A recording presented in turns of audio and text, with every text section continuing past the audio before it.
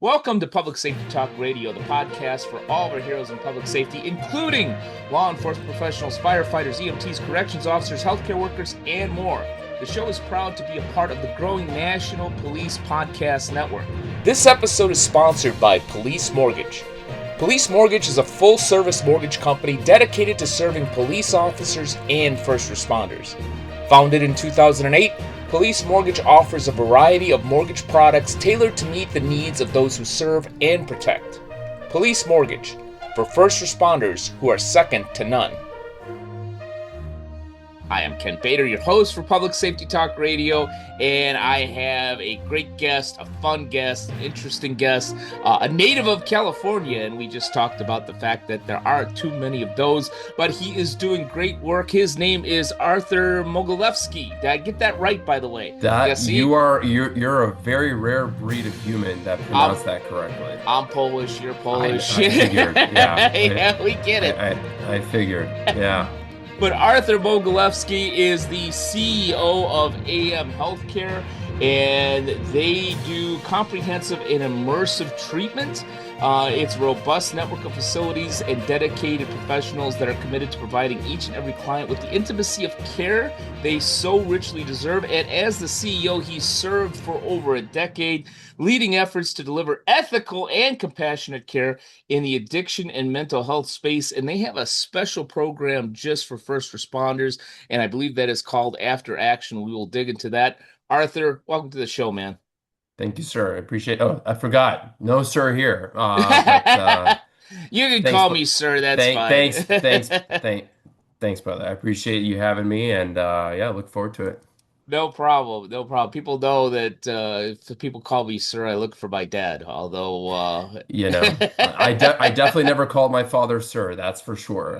But you know, yeah, it's I don't as you get older, I feel like you definitely want to show different forms of admiration and respect to others, and like that it's hard to come up with better ways.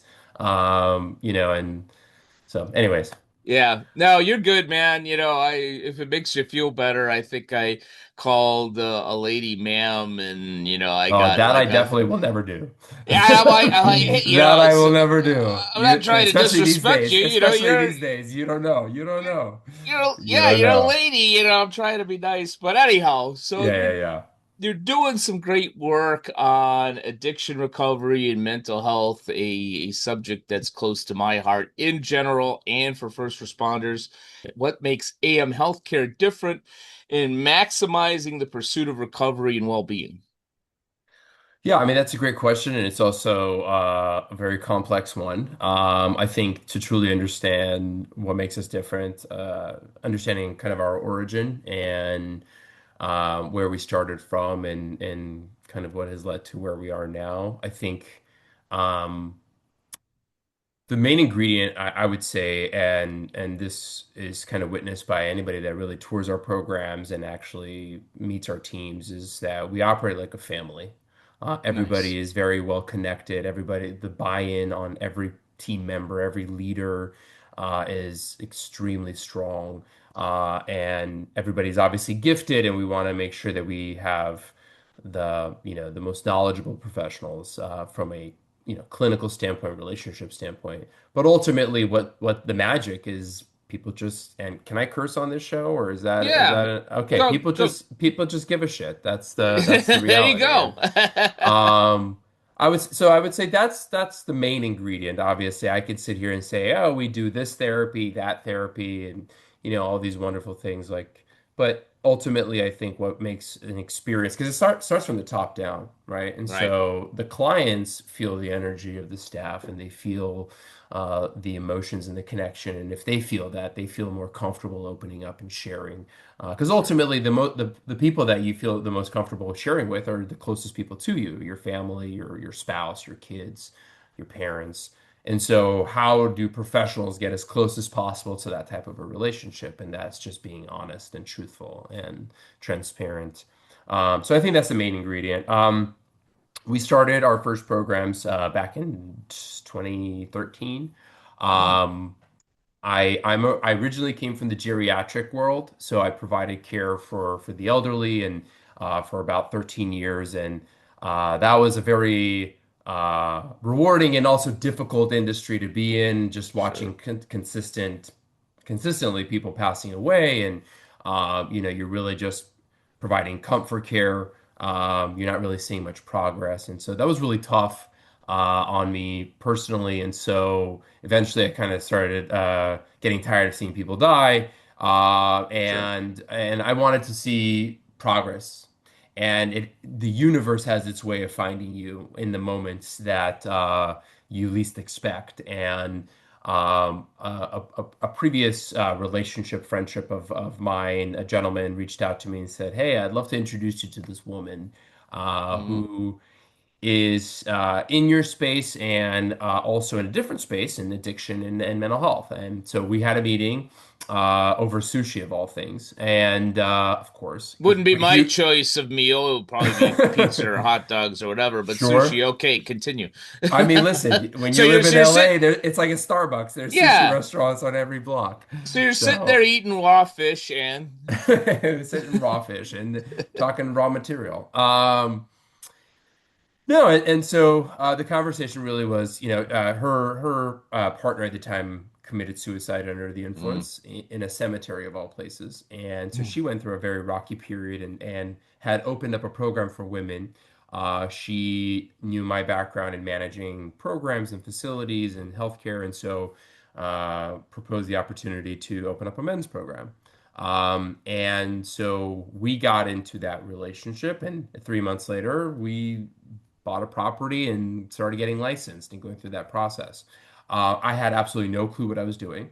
I found out she had no clue what she was doing, and that's the best way to learn. And sure. so I can tell you a lot of inappropriate, interesting, and funny stories about my learning experience, but I'll save those for another day. And but I value that because we started with a small 6 client type of program, and now we've grown into where we are today, Mm, with a variety of options, a plethora of resources, expanding to different states, really providing specialized care, especially with like after action. And so over right, the years, we've grown intentionally, not out of greed, but out of purpose. Which is very, very uncommon these days. You have venture capital companies coming in and buying mental health facilities and right. first responder programs, and it's just about the money for them. And now a word from our sponsor, Police Mortgage. As a first responder, control matters on the job and at home. When it comes to buying or refinancing a house, Police Mortgage works specifically with first responders who want clear options, real guidance, and competitive rates. No confusion, no pressure, just experts who understand your world. Learn more at policemortgage.com or call 312 499 8878. Police Mortgage, for first responders who are second to none. And learn more about Police Mortgage from their podcast, The Mortgage Beat, another podcast in the National Police Podcast Network.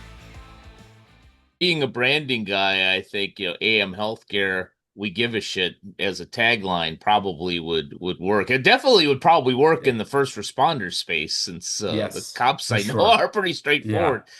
Yeah, so when it comes to addiction, I unfortunately, have some knowledge of that, be 6 years sober next month. Congratulations. Thank you. So, I know personally that it's not an easy road, but it's a fulfilling road. I am not a first responder. I've never been a first responder. I've known many first responders, and I will be the first to say that, in my opinion, when it comes to addiction and mental health, that's an even bigger challenge for a first responder than it is for a civilian.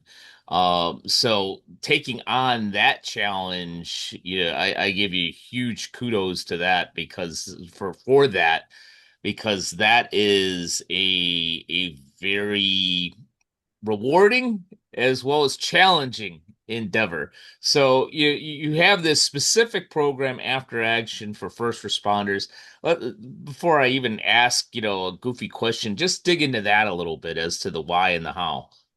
Yeah, no, I mean that's you're important, and you hit something that I've been very keen on in the past couple months and recognizing is that the first responder group and world, it is the most rewarding population of individuals I've had the pleasure of working with, and it is the most grateful population of Mhm. human beings that I have had the pleasure of working with. Truly is because you take somebody from the I don't I need help, I don't know how to ask for it, I'm too busy giving it.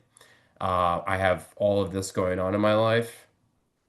Okay, fine, I'm willing to accept that I need help and I want it. To thank you from the bottom of my heart for showing me that I can live a life of, on the opposite side of this and how I can live a healthy and balanced life. And that's kind of in a very quick nutshell the experience of a first responder that finally accepts and the willingness to ask for help and get it Mhm. actually in a place that will actually give it to them. And when they do receive it, they want to shout from the top of their lungs. They are Right. so appreciative. And so again, it is extremely rewarding. And what you said, what you mentioned is that it is a very appreciative group of individuals that I've had the pleasure of working with already for coming on 3 years now. Well, in after action. So Mhm. how we started and where we came from. Sure. About let's say about 7 years ago, 8 years ago, roughly.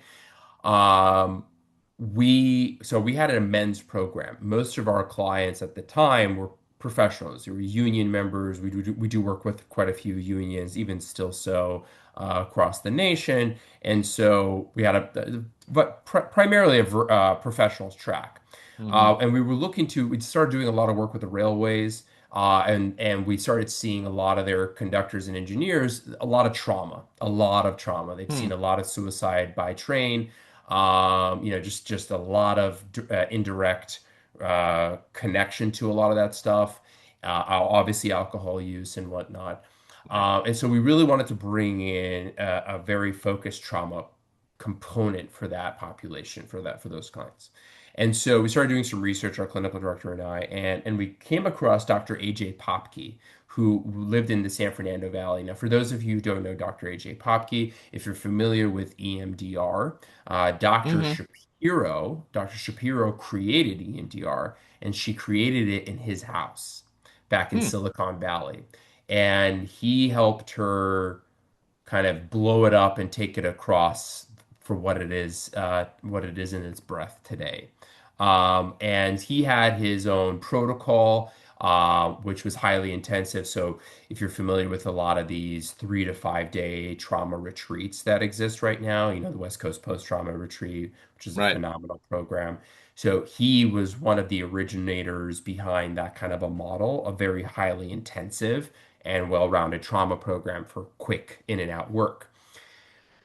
So we met with him at his house. We decided to bring him in. He agreed to come in and do his 5 day protocol within our 30-day program, which is quite beautiful because if you're familiar with the 5 day programs, they're highly intensive and then you're Hmm. off, right? So Right. there's no time for breathing and really just processing through and planning, and it's a pretty quick process. So within being in a 24-hour environment that's 30 days long and you're experiencing that, it was quite an amazing experience. And so unfortunately he's has passed during COVID since then. But for many years, because of that, we started developing relationships with first responder groups. So a lot of the nonprofits that are out there, such as Code 4, Hmm. out of in Seattle, Survive First. We started working with a lot of the EMT groups, EMT unions across the nation. Worked with a couple of police departments, not a whole lot, but so we would get a lot of that type of business, and it worked well. Because it was men's only, it was only six Hmm. clients. It was a very intimate environment. Nobody had like a criminal background. It was all professionals. So that it worked well. But over the years, we kind of started seeing that there is a gap between what we're providing and what is needed, Mm, from a staffing standpoint, from a culture standpoint, so on and so forth. And so, uh, several years ago, I was at a conference and I met with Libby Timmons, who is a therapist out of Tucson, Arizona, and also the owner of Thriving Chaos. And she's mm, worked with first responders for 20 plus years. Most of her relationships are in the Arizona area. And we were sitting at a conference and she was, saying like, she was talking with somebody about, hey, we need a first responder program. There's really not there's nothing out there, yada, yada. And I'm overhearing this and I'm like, I had a facility, I had a program and it wasn't working. The program that we had, it was 12 beds. We opened it as a detox facility and it wasn't a good model. And at that moment I was like, yeah, let's do it. I love this. This is such a great idea. This is the perfect time for us as well. And so before we were saying like, oh, we know everything, let's just open it up. We reached out to several law enforcement agencies, including Border Patrol, several police departments, several clinicians that specialize in working with first responders. And we brought them all into a meeting with our existing core team and really wanted to get a feel of what's missing, what's not available, what's lacking in the treatment world, and how can we fill that void. And from that meeting, we created After Action.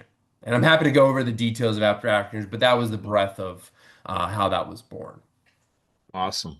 Awesome. Yeah. Yeah, it just one of the things that I've talked to other experts like yourself is that it's first responders won't just talk to anybody. They won't just open up to anybody. And it sounds like you did some work and some research, with first responders to kind of create the program that you have today, which is smart. Yeah. Yeah, I mean, I'm by no means an expert by any regard. I'm on my business card it says janitor, and I'm happy to give myself that It title. it does not. I have your business card right here. It says That CEO. was So changed recently. You don't have the AM yeah. healthcare one. Uh, Yeah. so no, but I mean, I laugh and all, but yeah, I mean, I think that you kind of got have to go into it with some humility, Mhm. especially with this particular population of individuals. Um, they sniff out bullshit immediately, Yep. and they don't have time for it. And especially in the fact that, I mean, you hear horror stories constantly where they became the therapist to their therapist. Yeah. And so, and it's sad, right? Because I look at, because we also work with the VA, we're a contracted provider with the VA, and active duty military.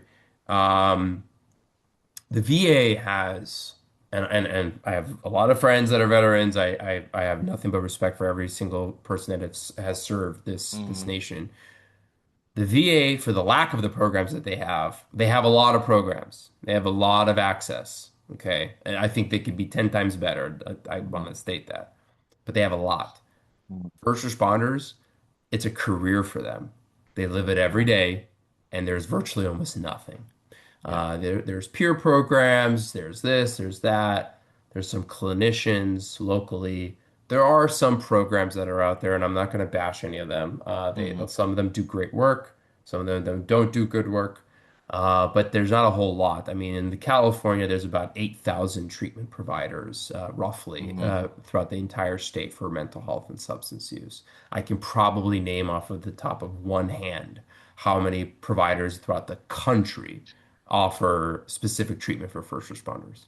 Yeah, that's a great point. And I unintentionally laugh a little bit because I've had this conversation with other therapists, psychiatrists, and so forth that specialize in working with police, firefighters, other first responders. Is the good ones eventually, when a first responder gets to them, they're usually the fourth or fifth therapist that they're going to, and they'll say, "Yeah, my last therapist fired me because he or she couldn't listen to the stories of, flesh coming off of somebody's little baby's, skeleton because they're being dragged out of a burning fire." Sorry, but my audience knows this, and that's the reality. Yeah. But a lot of therapists, although being good professionals, can't deal with that like some others can. Yeah, absolutely. It was interesting that you brought that up because I recently had an experience of going to a conference. Um, that was a first responder conference. It was a peers and peer support members and Hmm. clinicians in the community conference. And one of our first responder liaisons, because we also do have first responders uh, that work for our organization that are doing a lot of trainings and development in the communities and all that kind of fun stuff. And so one of our liaisons is Raul Rivas. And so Raul, for those who've never heard of his name, he's done presentations across the nation. He was he was the head SWAT guy at the Pulse nightclub shooting.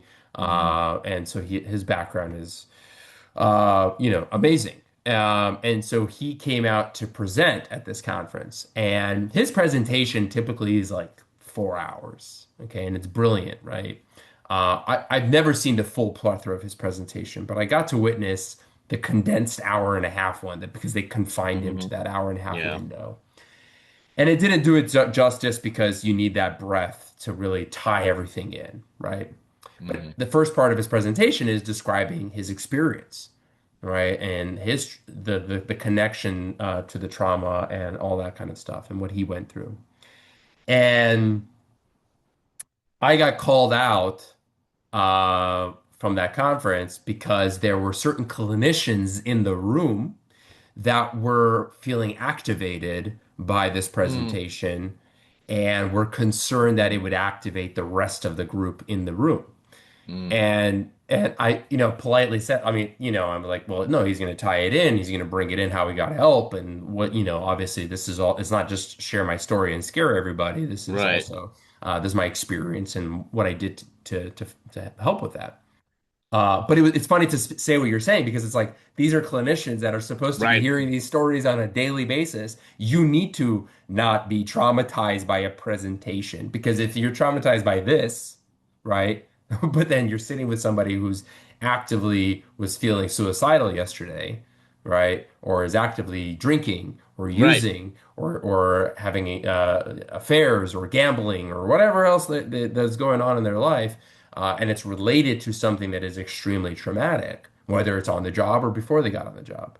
You need to not have that visceral reaction, and you Right. need to be able to hold your ground and support. Right, you're the wall that's there to support, not the wall that's there to fall down and Yeah. have them run through you. Right, so it was just a very interesting experience. So Yeah, yeah, I found personally that part of recovery and help is, somewhat, sharing these so-called war stories.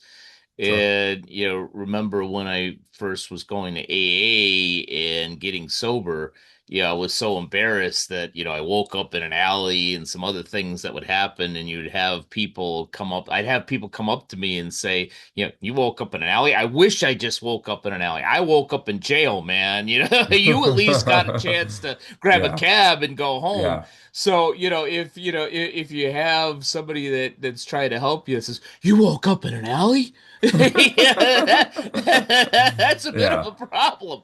But let's get into a little bit of the specifics of your program. I was reading that you have a 2 week tune-up and a 30-day reset. And my initial reaction was, wow, that's really smart because, sometimes, especially first responders, maybe, you're on the right track for a month, 6 months, maybe even a couple years, and then something happens. whether it's a trigger or a call or what have you. And, instead of going back to the bottle, the women, the gambling, whatever it is that, is your vice of choice, peanut butter and jelly, whatever the hell it is, to go back to, to be able to have, all right, I don't have to start from scratch. I could do a tune-up. I could do a reset. Tell us a little bit more about those two activities. That was part one of our conversation with Arthur Mogilevsky. Tune in next week for part two, where we dig into more on after action and the AM healthcare program. Public Safety Talk Radio is produced by Bader Training and Consulting. Public Safety Talk Radio is also proud to be a part of the growing National Police Podcast Network. The National Police Podcast Network is a dedicated media network powered by the National Police Federal Credit Union, developed in partnership with experienced podcast professionals and public safety advocates. Learn more about the National Police Federal Credit Union at nationalpolicefcu.com.